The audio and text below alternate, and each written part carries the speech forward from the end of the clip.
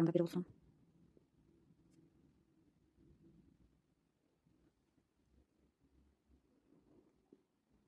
Belə, istədiyimiz tipdə yəni artıra bilərik. Hardan istəyiriksə kub artırmaq olar və cəmi bir xanasına, bir kubun içərisinə ədəd yazılır. Biz də yazaq.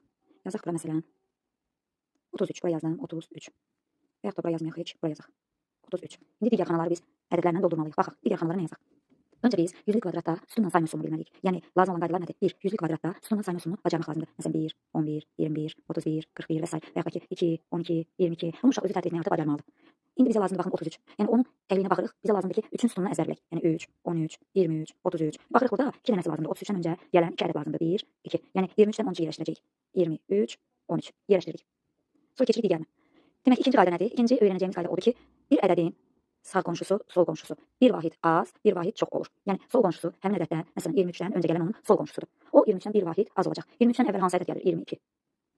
23-dən sonra gələn ədəd isə onun sağ qonşusudur. O da bir vahid çox olacaq. 24. Yuxarı aşağı qonşuları isə, yəni baxın 13-dən 33. Qonşuları isə 10 vahid az, əvvəl gələn 10 vahid az, sonra gələn isə 33, 10 vahid çox olur. Yəni bilməliyik ki, yüzlük kvadratda ədədlər elə sətr şəklində bir vahid azalır ya da bir vahid çoxalır. Yəni bir dənə azalır, bir dənə çoxalır. Amma sütundan artıq istifadə yəni yuxarıdan aşağı ya da aşağıdan yuxarıya sarı ədədləri düzməliyiksə, bu zaman bilməliyik ki, biz bu sütundan sayma üsulundan istifadə edəcəyik. Yəni 10 artıq azalacaq. 10 ya artacaq ya da azalacaq. Hazırda gördüyümüz kimi baxın 23-ün qonşuları hansı ədəddir? Bu 23 özü bir ədəddir. Onun 4 dənə qonşusu var.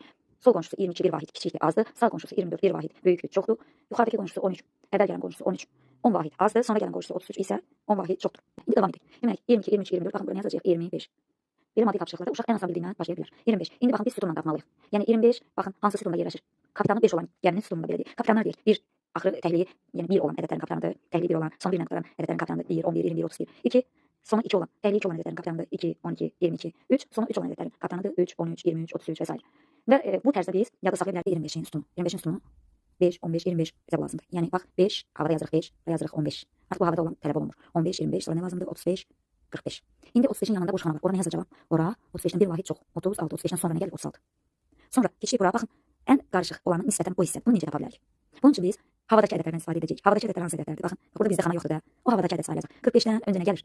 44. İndi 44-ü tapdıqsa, 44 demək 4-ün sütunundadır. Onun üçün aşağıdakı xanaları doldura bilərik. 44, 54, uşaq hamısını sayı bilərik. 4, 14, 24, 34, 44, sonra nə gəlir? 54, 64. 64-dən öncə nə gəlir? 63.